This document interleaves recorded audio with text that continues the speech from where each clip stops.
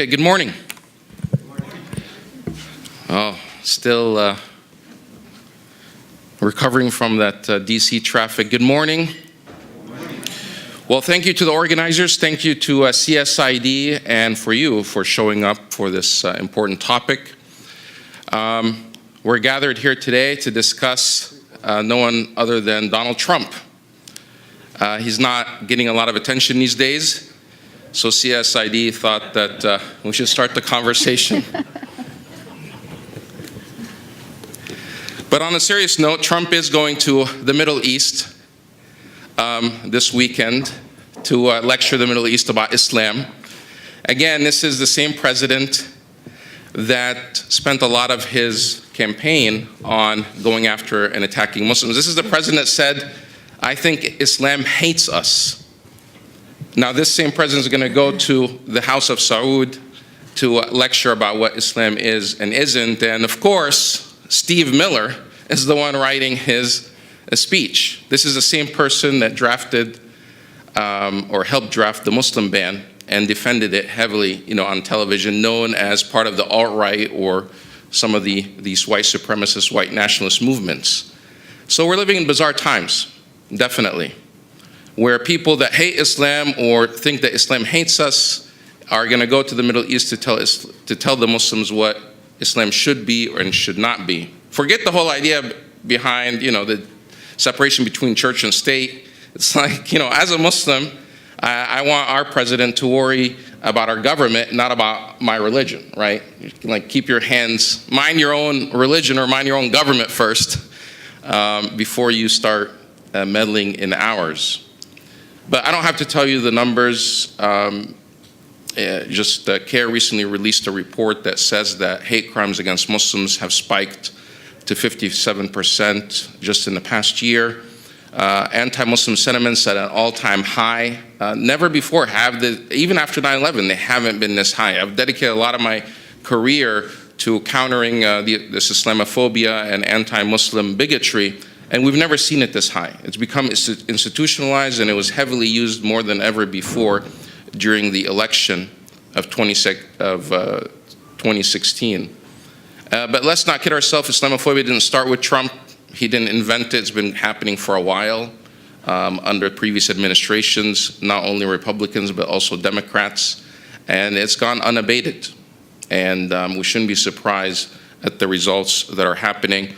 I'm especially, interested in hearing what the panelists have to say about the rise of these fringe elements. People who used to be completely on the fringe, like Frank Gaffney and others, that would not be taken seriously, now being brought to the heart of government. People like Sebastian Gorka and his wife, who have been peddling this anti-Muslim hatred and conspiracy theories, forget their, somewhat Nazi connections, that these people are now part of this administration. How did we get to where we are today? People that were on the fringe are now making decisions about important issues that impact us, and how does that communicate to the Muslim world? When leaders and governments in the Muslim world hear the rhetoric that's happening here, and how does that play into the hands of extremist groups like ISIS? Our first speaker today is none other than John Esposito. He is now heading the Bridge Initiative at Georgetown University. Previously, obviously, heading the Center for Christian Muslim Understanding. I think he wasn't able to join us here in person, so he's joining us by Skype. Is he there right now? Hi, John. How are you? Can you turn up his audio a little bit? Well, you look really comfortable there. Are you in your pajamas or you're somewhere? Oh, it's like the Steve Jobs look. Okay, so if you can just fix his audio a little bit because we can't hear him too well and without the feedback. There you go. Yes. Oh, that would help if you could talk into your phone. Okay, take it away, John Esposito, everyone. Yeah, you can clap for him. Let me, if I apologize, not to make you there. However, I have my hat had at the end of February and March, one of these nasty viruses that's going around is less than it came back about 3 or 4 days ago. So I'm not able to fly for probably for the rest of the week. I want to begin with a general observation, and that is that I was talking recently with a friend who's former National Security Counsel, and we're roughly the same age, reflecting on the fact that when we got into the field quite a few decades ago, we were sure that things would get better in the Middle East, that there would be a resolution with regard to Palestine and Israel, and that there would be a certain kind of series of developments in the Middle East itself. Today we look at the situation, and the Middle East is imploding. We're seeing that Islamophobia and anti-immigrant attitudes are to be found, and certainly in significant numbers in both the U.S. and the EU, impacting the politics. And one of the things that emerges from this is, and I know many of you feel this way, but I just want to emphasize it from my end. We should never underestimate just how bad things are and its potential. So, let me then begin with some part of what I'd like to share with you today. Studies show that fear of Islam has become normalized in popular culture, and indeed, since 2015 has grown exponentially. And I'll be citing a couple of stats relative to that. Also, negative media coverage of Islam and Muslims has hit an all-time high. A major study came out by Media Tenor within the last few months that gets into this and details it. Domestic and international terrorist attacks, mass and social media, and the American presidential elections have been major catalysts in the growth that's brought us to this, where we are now in terms of Islamophobia. Indeed, during this period, the last year or two, the Public Religion Research Institute concluded no religious, social, racial, or ethnic group was perceived as facing greater discrimination in the U.S. than Muslims. This, in turn, obviously can affect and does affect our domestic policies, civil liberties of Muslims, and also our foreign policies. One need only look at not only foreign policies before the Trump administration, but certainly when hears President Trump talk about what he wants to do and where he wants to take us, it emerges even more. Let's briefly just take a look at the presidential primary and campaign. In the primaries, we saw Trump, Carson, Gingrich, Santorum, Cruz, among others, making statements and taking positions that clearly reflect a bias when it comes to dealing with Islam and Muslims. I'm not talking here about dealing with Muslim extremists and the fact that that there should be zero tolerance for that. But as was stated before, President Trump not only said Islam hates us, but also one needs to think about his reactions with regard to the Khan family, his proposal of the Muslim ban, and other policies that he said publicly that he was thinking about as possibilities. Excuse me for a second. This medication I'm on dries my mouth out. Okay, if we look now at the Trump administration, if we look at senior appointments in the cabinet and the CIA, you've got people like Bannon, you've got the Secretary of State, Secretary of Defense, Attorney General, and the Director of the CIA, among others, who, however different and however talented, have fallen into that camp and publicly made statements that basically say Islam is not a religion. It's a dangerous political ideology. The question is, why wouldn't you say, in fighting extremism, that extremists engage in and represent a dangerous political ideology? But why would you feel that rather you start from a base that says a religion of Islam, that Islam is not a religion? When you really let that sink in a bit, it is inconceivable from a rational point of view, let alone normally a sense of being sensitive to others feeling they're discriminated against, to make that kind of statement. Imagine if somebody said in their assessment, Judaism is not a religion. Christianity is not a religion. We would find that inconceivable. We would feel that this is explosive. We would say this is anti-Christian, it's anti-Semitic. So the implications of this are incredible, and also the extent to which this is being read in the region, and will continue to be read in the region. That's why it seems ironic that the president's going to go to lecture on Islam, in Saudi Arabia, in terms of, what do they expect to get. The other item here in terms of the political side is the move by the Republicans with regard to declaring the Muslim Brotherhood a terrorist organization. That move also occurred in the UK. I was involved in that situation, and that was, relatively speaking, resolved. But here, Mr. Cruz not only introduced it last year, he's introducing it this year, which, again, raises profound questions. Why? Why should we be concerned? Because when they did it last year, the session actually lasted, and you should be able to find it on the internet, 5 to 10 minutes. All it consisted of was an opening by the chair who was speaking, who was, if I remember correctly, a Republican from Florida. And he then gave an opening that was biased itself, but then turned it over to another member of the Republican member of the committee, who gave, if you go back and look at the text, a obviously incorrect and biased approach in the kinds of things that he was saying, and even the position that he was taking. And at one point he said, having done this kind of condemnatory message, he said, and we ought to be concerned about also is that this is, would be flying in the face of our close ally, General Sisi. That statement says something about where people are coming from. But the implications of this kind of legislation, when you think about it, it's not only what it says, but God forbid it goes through, the kind of impact that it can have in terms of on the broader mainstream Muslim community in America, in terms of being monitored, questioned, and the implications, being that if you ever were a member of the Muslim Brotherhood, somehow you belong to a terrorist organization. It smacks very much like the McCarthy-era approach.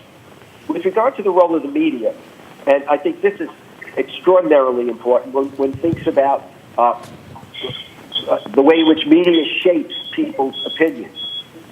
Studies by Media Tenor, Tenor, they're based in Europe, and they monitor global media, but particularly the U.S. And Europe.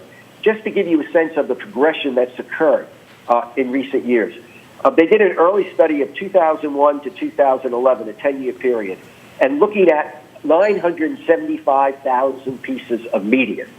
Looking at that, they looked for where are Islam and Muslims covered, and to what extent. They discovered that 2% of the coverage within this global media was devoted to extremism, and 0.1% to, if you will, mainstream Muslims, mainstream Islam. In other words, the broader context, the contextual. By 2011, the 2% jumped to 25%. But the interesting thing is the broader contextual coverage remained at 0.1%. Now, a recent study that was done in the last year, they looked at the U.S., UK, and Germany and found that 80%, 8 out of 10 media coverage was negative. What does that really mean, though, in terms of their conclusion?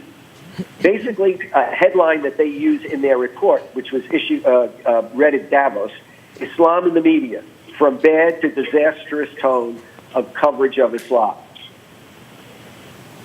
And note that this is the most visible in terms of the coverage of Muslim communities and the West. It's most visible in terms of the coverage of Muslim communities in the West. The negative perception of Islam, it noted, has evolved in a global constant, It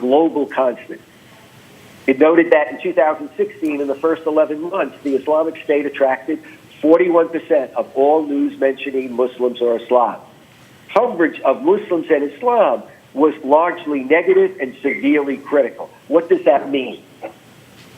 It talks about the fact that the average tone regarding the coverage of Islam and Muslims and Muslim organizations, and yes, also including militant groups. The average tone from 2001 to 2016 was immensely negative. That is 82%. 82%. In 2016, about two-thirds of all global news regarding Muslims was critical and unfavorable. Coverage of moderate representation of the greater Muslim community was totally underrepresented. It also had an interesting result that came out in a UN session that I did recently, and that is that it looked at Fox News, and it noted that Fox stopped acknowledging positives about Muslims 4 years ago. But in 2016, it hit the top.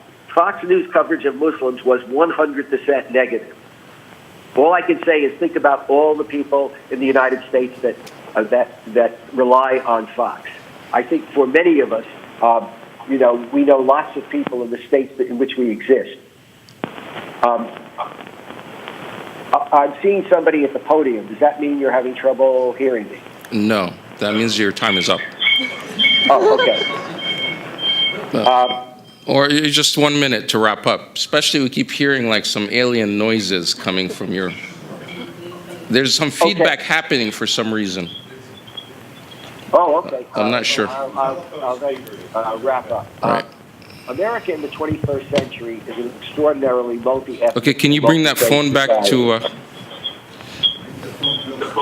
Is he supposed to be using the phone or the computer?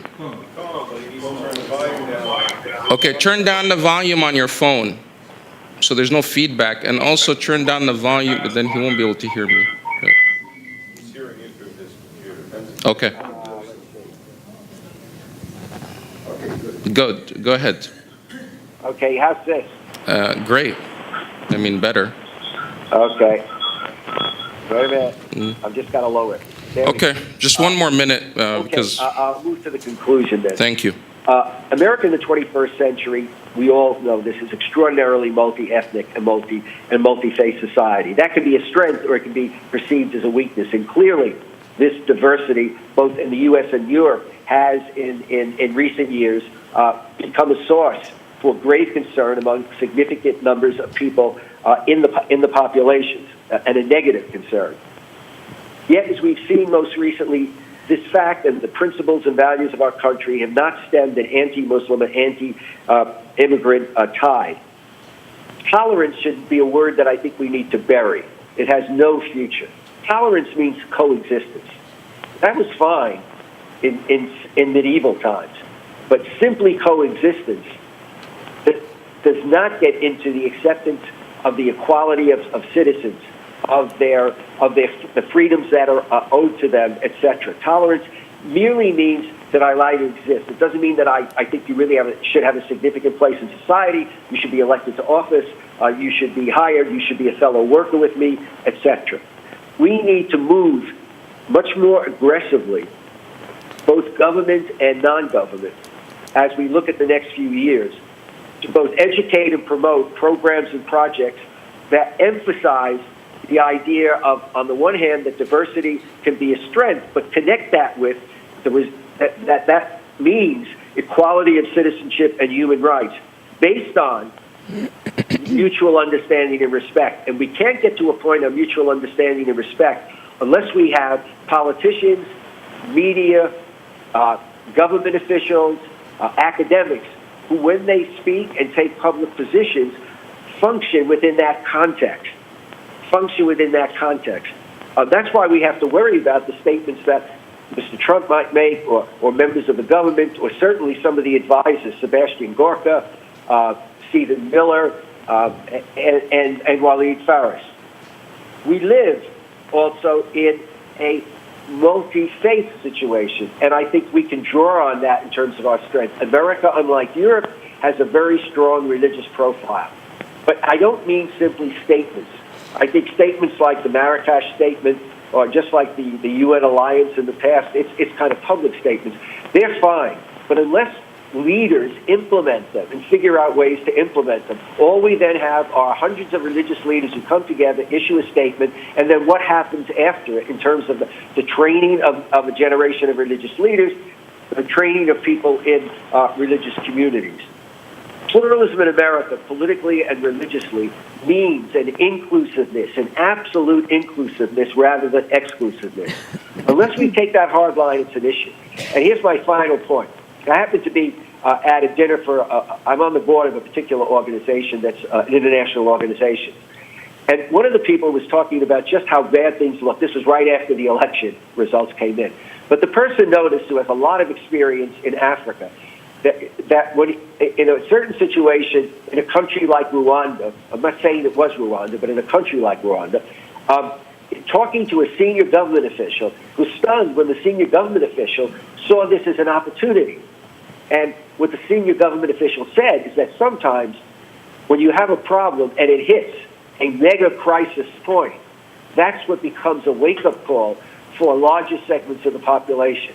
I think the turnout at airports and the reaction to the Muslim ban showed that. A cross-section of Americans coming together and in order to affirm what, in fact, America is about for its citizens and those who are living in America. And I think that has to be our goal or our end point. Thank you. Thank you. That was John Esposito, live from Mar-a-Lago, Florida. I think Naples, actually. It's on the other side, but still close.